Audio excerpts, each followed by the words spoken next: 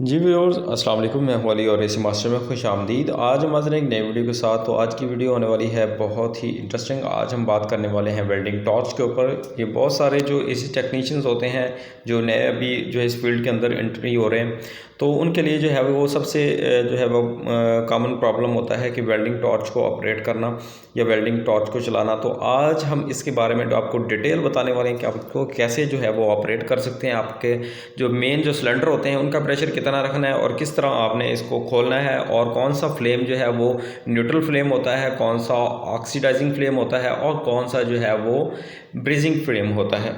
तो आज हम इस वीडियो के अंदर डिटेल से बात करने वाले हैं। तो आपसे रिक्वेस्ट है कि अगर आप हमारे चैनल पर नए हैं तो हमारे चैनल को सब्सक्राइब जरूर कर लें और बेल आइकन को प्रेस कर दें ताकि मज़ीद ऐसे आने वाली वीडियोज़ आप तक पहुंच सकें। तो सबसे पहले ये हमारे पास है वेल्डिंग टॉर्च, और इसके बाद ये हमारे पास जो है वो इसका सिलेंडर, और ये इसे कहते हैं ऑक्सीजन सिलेंडर, जो लंबा सा यानी कि होता है, और तकरीबन इसमें 2500 यानी कि 2200 से 2500 तक प्रेशर होता है। PSI उसे बोलते हैं, ऑक्सीजन का प्रेशर है।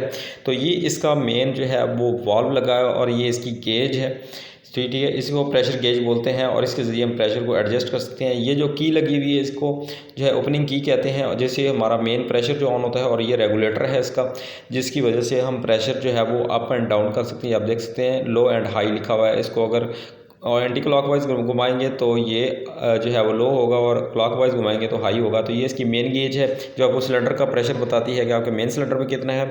तो इस पे जो है वो तकरीबन 2500 तक रीडिंग होती है। तो इसके अंदर जो है वो आपको ये पता चलेगा कि आपकी मेन जो है वो कौन सी है, और ये एग्ज़िट है, यहाँ से आप देख सकते हैं। यहाँ से आपको पता चलेगा कि आपका जो वेल्डिंग टॉर्च के अंदर प्रेशर जा रहा है ये कितना है। ये आपने हमेशा जो है वो 35 से ज़्यादा नहीं रखना, ठीक है। इसको हम ओपन करते हैं तो इसको ऐसे मार के जो है वो थोड़ा सा ज़ोर से ओपन किया जाता है क्योंकि ये नट लगा होता है इसका। तो ये आप देख सकते हैं इतनी सारी ओपन करनी है आपने, एक वाल्व जो है वो खोलना है, ठीक है। तो ये इसका मेन प्रेशर पे इसका प्रेशर शो हो जाएगा कि आपके 2500 से 2600 तक आपका मेन प्रेशर कितना है। उसके बाद इसको घुमाने से जो इसकी साइड में गेज लगी हुई है उस पर आपको प्रेशर शो होगा कि आपका जो है वेल्डिंग टॉर्च के अंदर कितना जो है वो जा रहा है प्रेशर। तो इसको आपने 35 से ज़्यादा नहीं रखना, ये याद रखिएगा। इससे अगर ज़्यादा रखेंगे तो आपका पाइप जो है ब्रस्ट हो सकता है, या मतलब कि कुछ जो है वो अननेचुरल होने का भी चांस हो सकता है। तो ये LPG सिलेंडर है। आमतौर पे ये एस्ट्रेलिन इस्तेमाल की जाती है, लेकिन एस्ट्रेलिन जो है वो बहुत ही ख़तरनाक है। हमारे जो टेक्नीशियंस होते हैं उनको इतनी एक्यूरेसी नहीं पता होती, और एस्ट्रेलिन हम इस्तेमाल नहीं करते। ऑक्सीजन के साथ हम LPG इस्तेमाल करते हैं। तो आ जाते हैं हम वेल्डिंग टॉर्च के ऊपर। तो हम इसको ये है वेल्डिंग टॉर्च कहते हैं, ये मुकम्मल जो है हमारी। तो इस पे यानी कि ये जो ऊपर लगा हुआ है पाइप, ये रेड कलर का, ये LPG का हमेशा ऊपर की साइड होता है क्योंकि ये ऊपर फ्रेंड्स ये बात याद रखिएगा, ये ऊपर वाला जो होता है रेड कलर का नाब लगा होता है, ये हमेशा LPG का होता है, और नीचे वाला जो है वो ग्रीन वाला ऑक्सीजन का होता है। तो इन पाइप्स को आपने याद रखना है, उनके जो है नाब्स हैं उनको भी याद रखना है। तो ऊपर वाला जो रेड है वो हमेशा जो है वो LPG का होगा। ये जो रेड आपको नाप नज़र आ रहा है ये LPG का होगा, और नीचे वाला जो है वो ऑक्सीजन का होगा। तो सबसे पहले जब भी आपने ऑक्सीजन टॉर्च ऑपरेट करनी है तो आपने LPG का सबसे पहले खोलना है, और जब आपने टॉर्च को बंद करना है तो फिर ऑक्सीजन का सबसे पहले बंद करना है, ठीक है। तो एंड पे आके आपने जो है वो LPG का बंद करना है। तो आपने जब भी टॉर्च चलानी है तो LPG का हल्का सा नाब खोलना है, तो उसको सेंस करना है कि उसके अंदर से सेंस करना है बिल्कुल, कि आपको मुश्किल से सेंस हो कि इसके अंदर से LPG निकल रही है।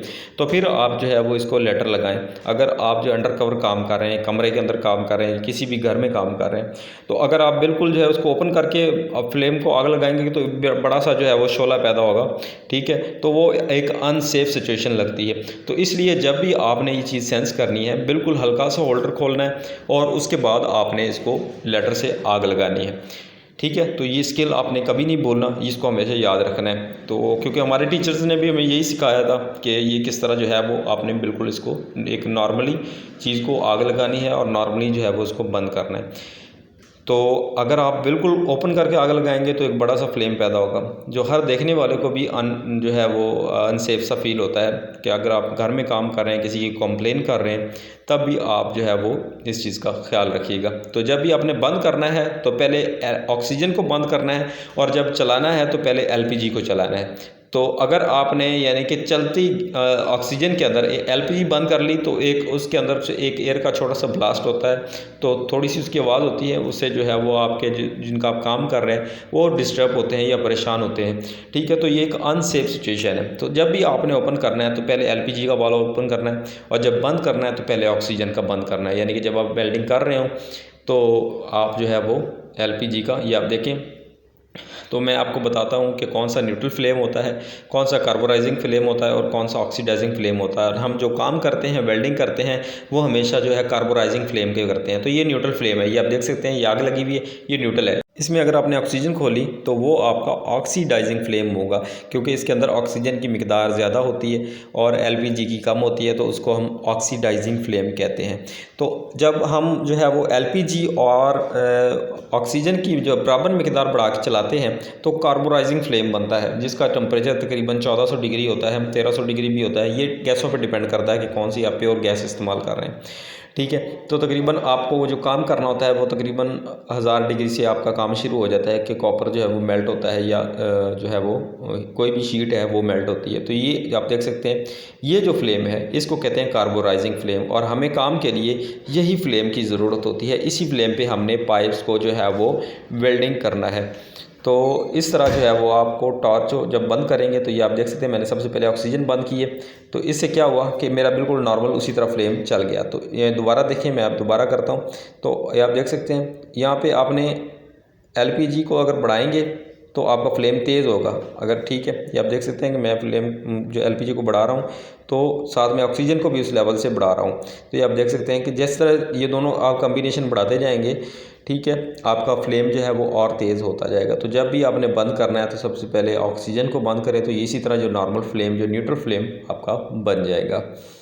ठीक है, तो 1-2 दफ़ा आप प्रैक्टिस करेंगे तो ये चीज़ आपको जो है वो समझ आ जाएगी कि आप किस तरह जो इसको ऑपरेट करें। सबसे पहले एलपीजी चलाएं और उसके बाद जो है अपने ऑक्सीजन के वाल्व को ओपन करें, तो आपका जो है ये आप देख सकते हैं कार्बोराइजिंग फ्लेम बन गया है। मैं इसको ट्यूब को हीट करके दिखाता हूँ आपको। तो ये ना न्यूट्रल फ्लेम पे होगी ना ऑक्सीडाइजिंग फ्लेम पे होगी, ये सिर्फ जो है वो टांका लगाना, वेल्डिंग करना, गैस वेल्डिंग करना, ये आपकी सिर्फ कार्बोराइजिंग फ्लेम पर होगी। ठीक है, तो इस तरह से आप जो है वो इसको ऑपरेट कर सकते हैं। तो 1-2 दफ़ा जब आप इसको ऑपरेट करेंगे अपने हाथ से तो आप इसको समझ जाएंगे कि ये किस तरह जो वर्क करती है। ये इतना मुश्किल नहीं है। तो इस बात का आपने ध्यान रखना है कि आपको वाल्व जो है वो प्रॉपर जो खोलने आ जाएं, क्योंकि हर वेल्डिंग टॉर्च के कुछ वाल्व जो होते हैं वो थोड़े से लूज़ होते हैं, कुछ के हार्ड होते हैं। तो 1-2 दफ़ा तो प्रॉब्लम आ सकती है, लेकिन 1-2 दफ़ा टेस्ट करने के बाद जो है वो आप खुद ही इसको पिक कर जाएंगे कि ये किस तरह जो है वो ऑपरेट की जाती है। तो ये है वेल्डिंग के लिए हमारी जो टॉर्च इस्तेमाल होती है। तो सेफ्टीज़ का आपने बहुत ज़्यादा ख्याल रखना है। ठीक है, तो कोई भी अननेचुरल चीज़ से पहले आपने जो है वो अपना जो है वो हमारा जो फायर एक्सटेंशन का सिलेंडर होता है, अगर हो सके तो वो भी अपने पास रखें। अगर आप अनसेफ जगह पे या किसी ऑयल वाली फील्ड के अंदर काम कर रहे हैं तो इस तरह के हादसा जो हैं वो हो सकते हैं, तो आपने इस चीज़ों का ख्याल रखना है। तो ये देखें, सबसे पहले जब आपने ऑपरेट करना है तो आपने इसको हल्का सा ओपन करके इसकी एलपीजी ओपन करनी है। ठीक है, उसके बाद ये आप देख सकते हैं कि मैं दोबारा इसको ओपन करता हूँ, तो ये थोड़ा सा आप और बढ़ा सकते हैं, और साथ साथ आहिस्ता आहिस्ता स्लोली आपने ऑक्सीजन को ऑन करना है। तो इस तरह से जो ये आप देख सकते हैं कि बिल्कुल आपका परफेक्टली फ्लेम जो है वो कार्बोराइजिंग फ्लेम बन जाएगा। तो ये आप देख सकते हैं, ये हमारा कार्बोराइजिंग फ्लेम है। तो इस तरह से आप इसको ऑपरेट कर सकते हैं। उम्मीद करता हूं कि आपको वीडियो पसंद आएगी। मज़ीद अगर आपका कोई क्वेश्चन है तो वो कमेंट बॉक्स में पूछ सकते हैं। तो हमारे चैनल को सब्सक्राइब कर दीजिएगा और बेल आइकन को प्रेस कर दीजिएगा ताकि मज़ीद ऐसे आने वाली वीडियोज़ आप तक पहुँच सकें। मिलते हैं नेक्स्ट वीडियो में, दुआ में याद रखिएगा। अल्लाह हाफिज़।